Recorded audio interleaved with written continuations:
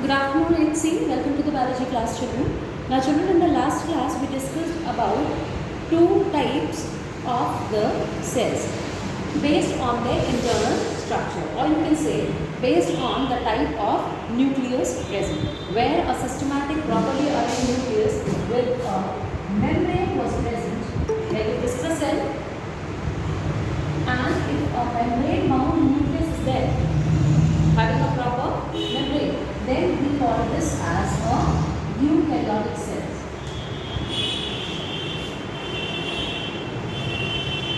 And if the nucleus was not in a proper manner, it was not in a membrane form, or you can say the genetic material. Can anyone tell me what is genetic material? I discussed that day.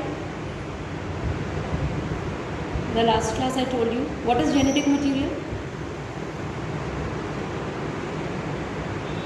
Ma'am, which carry the genes of a structure.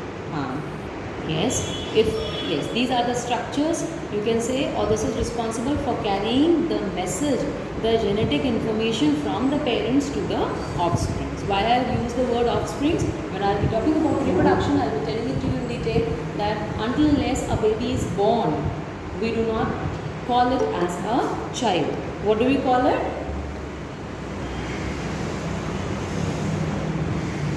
अभी बताया मैंने. Offspring. Yes. Okay. Now, so what happens is that this material which is present here in the form of chromosomes, thread-like structure, if it is arranged in a proper membrane, then it is called eukaryotic cell. If in comparison to this, there is another way where the genetic material keep lying like that without any membrane-bound structure. So here we call it as a prokaryotic cell. Now how you will remember this? The word pro, it refers to primitive. जब बता दूँ तो ये चीज़ें book में लिखी जाती है. It refers to primitive. Primitive means something which is history में पढ़ा है primitives, primitive. Which is yes, old. ma'am. हाँ, क्या होता है बताइए? Tell me. Ma'am, primitive is like very old Yes. of the Stone Age time things. हाँ, ठीक, very good, good. Who is it? Like mammoths or something. Very good. Aditya, good. Yes.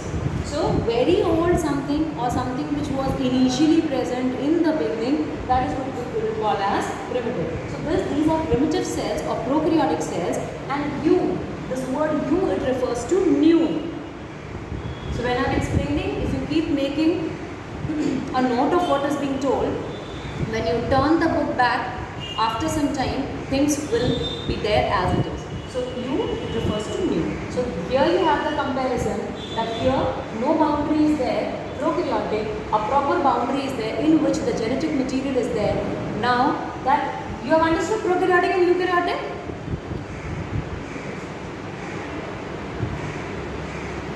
Children, I am waiting for your response. Have you understood prokaryotic and eukaryotic? Yes, ma'am. हाँ, ठीक है. Now let's talk about the genetic material. Some of the times we are not clear with the concept of the genetic material. As I just told you,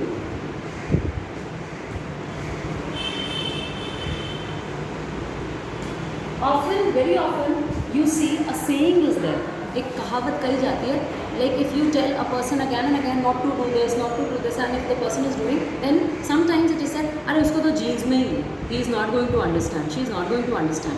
Why do you say genes में ही है? मतलब it is getting passed on from the parents to the next generation, again to next generation, and so on. So we carry the characteristic features which were present in our parents, and our parents they have got from their parents, those they have got from their parents, and this process continues from a long time, and it will continue till the life is there on earth. So this genetic material is the material which is passed on from one generation to another, and it has a lot to do with us, our physical appearance, the way we stand, the way we talk, the color of our skin, the color of our hair, the color of our eyes, height, quality of the hair,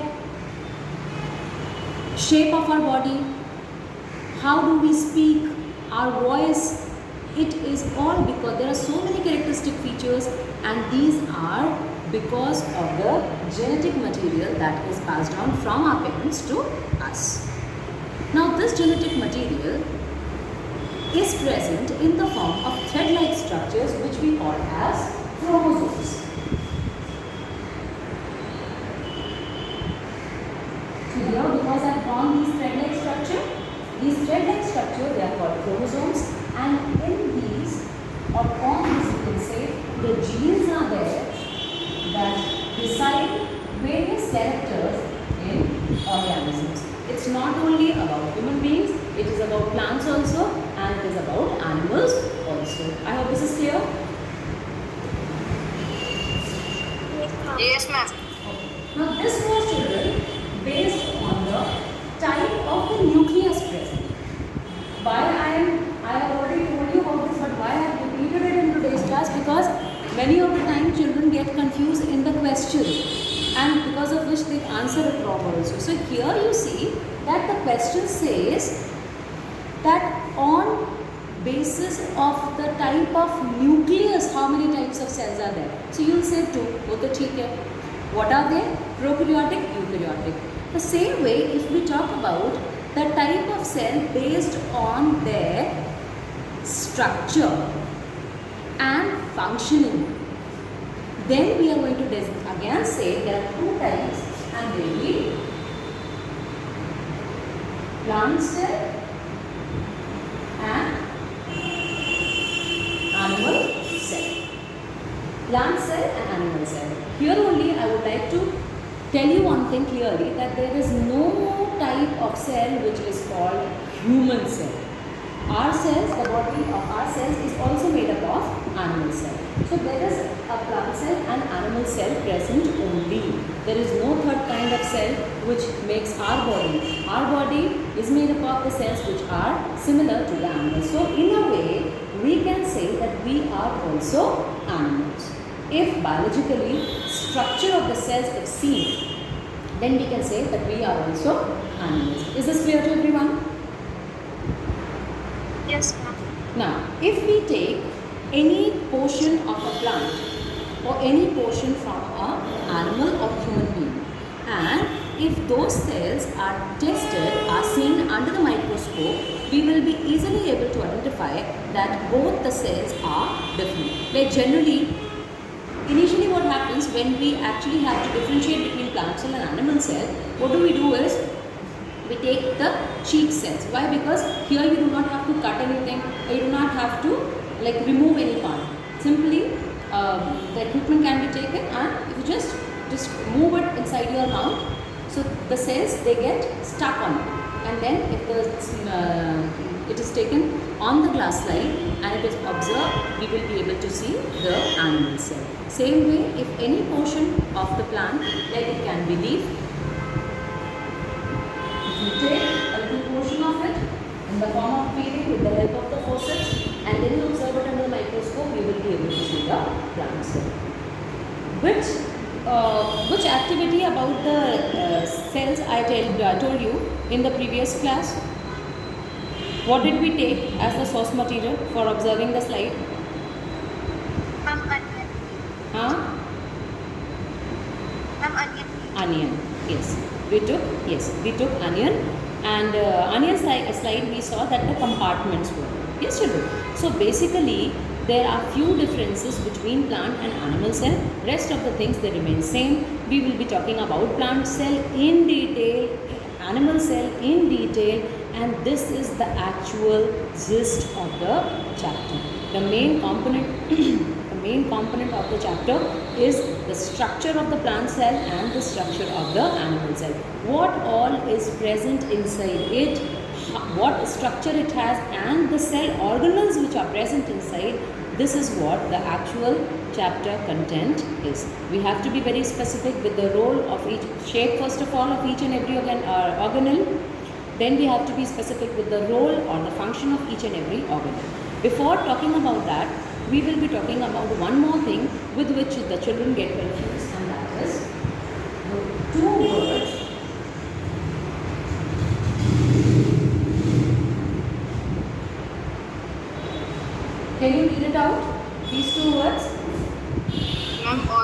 use an organelle. Yes, organism and organelle. These two words are not same. Can anyone tell the difference?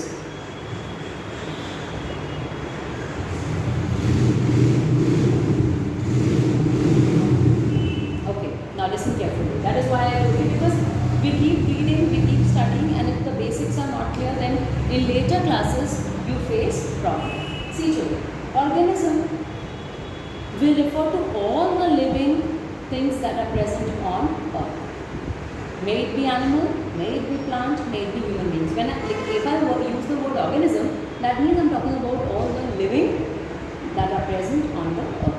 But when I say organelle, these are the structures, and this is something which is directly related to cell. In a cell, small little structures which are present, which have specific function in a cell and in our body altogether, they are called organelles. So cell organelles are the ones, the structures that are present in the cell, and they have specific structure and they have specific function. Now I will start, or I will just tell you with the help of example which will make it clear to you. Have you heard about chlorophyll? Obviously you must have heard. Chlorophyll, where have you studied about chlorophyll? Ma'am, in plants. Plants तो है. Which process?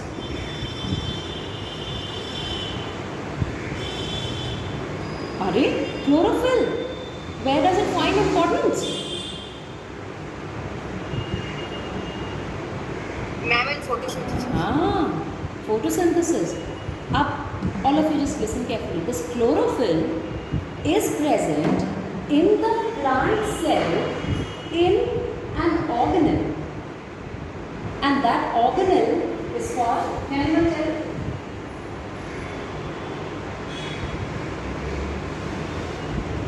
It is called chloroplast. So chloroplast, inside the chloroplast, what is present? Chlorophyll is present. Are you getting this? Yes. Fine? Yes. So, not today, but in the next class, we will be starting with the structure and the function of the plant cell first, and then side by side we'll be comparing it with the animal cell also. So this is how we have come to the end of today's class, children. Till we meet again, take care of yourselves, and before leaving, understand one thing very carefully, that whatever written material is provided to you, keep doing it regularly as and when it is given, so that at the time when you have to submit the copies, you do not panic and your work is systematically, neatly done as per the instructions given. Is this clear to everyone? Yes, ma'am. Okay, fine children. Yes, ma'am. Okay children, okay. So take care of yourselves children. Bye-bye. Thank you.